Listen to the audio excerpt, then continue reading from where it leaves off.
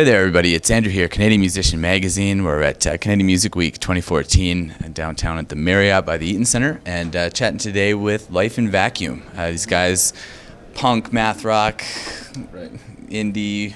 There's a little bit of everything in there. We'll get to that in a sec. But yeah, EP. Current one is called Five, just Five, and you guys have. Wait, yeah, the new signing to New Damage was like a week ago. Something like that. Yep. Yeah, just about a week ago.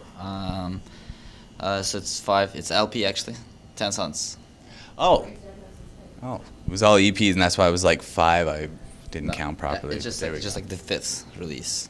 Is that sort of like a Led Zeppelin-esque kind of thing? Like, this is who we are now at this point, so we're calling it number 5. Sure. I wouldn't say Led Zeppelin, but yeah, this is what we're doing right now. Number 5. Let's talk KW. I went to school there, and I mean, with Toronto so close, I can't think of many other bands that came from that area. Like, I think back, well, at least when I was there, like the Miniatures and Sour Keys. What's the scene like these days? And yeah, when you guys were coming up, I mean, were you kind of spending more of your time in Toronto, or was it easy kind of getting established in Tri-Cities? Well, I don't know. We have a cool scene going on. Lots of punk, like math rock stuff, kind of what we're doing going on. Lots of DIY shows, house shows and stuff we have going on. So that's, I don't know, I think it's pretty sweet. Like, I mean, when we just moved there, I listened to like Sour Keys and Miniatures, like our friend we work with the drummer. Oh, nice. So, I don't know. It was cool, like growing up listening to those bands, and now we kind of have our own thing going, I think. Just because we're talking about the area, who are some other of your peers that are around that are worth talking about? We should get people to check them out. You should check out Edna's and New Wings. Who else should we talk about? Mighty Adam's awesome. Mighty Adam is great. What do you know? Love Banshee. Yeah, Love Banshee's a good band. Teen Violence? Teen Violence. They just played last night at Starlight with the Mambies. Oh, nice. Yeah. Wayfarer is a cool band. Yeah, Wayfarer. What else do we got? Can't think of anything right now. That's pretty good for like KW after I just talked about how when I was there it wasn't as fertile. It's more and more vibrant, definitely. It's getting busier and busier. We have lots of new bands coming up like all the time. Yeah, like, and that's weird now that I think about it, like with the 2 universities in Waterloo and the Conestoga not too far, Cambridge, Guelph, like it kind of seems like it should be a hotbed for arts and stuff, so it's good to hear that it is coming back up. Yeah, man, totally picking up. It's good. Let's talk about the melee of influence and the way the music takes shape. I'd be really curious to hear about who you guys were listening to during your formative years when you started kind of messing around with songwriting and whatnot. Like, who are some other artists whose fingerprints you can kind of see when you dissect your stuff? Well, I like, for this project, I say it's like At the Drive-In, Refused, big influences. I like Hot Snakes, Drive Like Jehu, that kind of stuff. I don't know. A lot of people compare us to Blood Brothers, which I like. Yeah. We like the Blood Brothers, but it never feels like it's an influence to me at all. I do like them, so I take it as a compliment, I guess. I would, yeah. I haven't heard from those guys in a while, actually. 10 years. I think they've been done for a while. Yeah, now that you say that, I can kind of hear it. I don't know that I'd have pulled that out of the hat when I was listening, though, but yeah. We've asked this question a few times today, but New Damage being a new label and having such an eclectic roster, I mean, there's really no 2 bands that sound anything alike, really. I mean, punk and metal is the roots, but so many kind of offshoots of that. Yeah, tell us, how did it kind of come to be that you guys would be working with them? What led up to it, and how are you feeling about it? Basically, I just met a friend.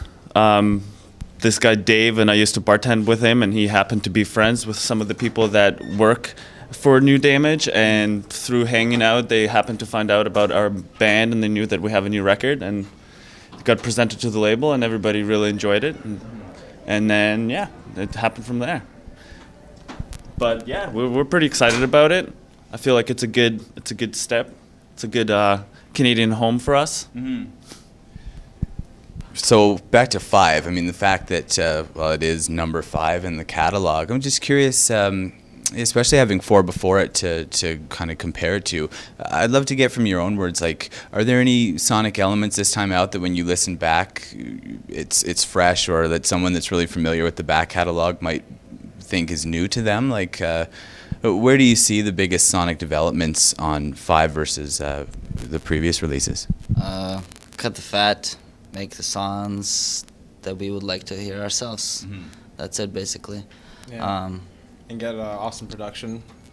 Yeah, we got to work with one of the dudes who was actually in one of our sweet favorite bands before, Cinemechanica. They're from Athens, Georgia. Okay. And we were really into them, and then he was like, hey, let's record an album. And we just went down and recorded an album. We just had a great experience, and he understands where we're coming from, just like hard-hitting music. And Yeah. I don't know, just good time working with him, and I think the result was pretty good. Pretty happy with it. What's your approach in the studio? And I guess to kind of draw the two points, like, a lot of it is really deep and complex, so I'd like to think, that it might take a while to craft, but at the same time, it sounds very, overall, sounds really raw, and there's a lot of energy there. I mean, is it more so, is it usually more kind of live off the floor and minimal overdubs, or is it more of a work of art? Like, do you spend a lot more time kind of tinkering? Or recording process itself? Well, I guess a lot of thought went into it, kind of. Like, we demoed everything ourselves and recorded everything before, so we just knew what to do when we went to the studios. But it was all part by part, kind of, drums. Normally every record before was always live off the floor, and this time we kind of just wanted to take a bit more time with it and take our space and do it step by step, and hopefully get a better result. Yeah. Website. Where can people go to check out more of your stuff? There's a lot of social media stuff that leads to Bandcamp pages and stuff like that. It's fairly simple to find, I believe. Twitter, Bandcamp, that kind of stuff. Just so that folks can know where to go to check it out. Beyond that, what's on the horizon for you guys now leading to the end of the year? Well, we have a tour coming up.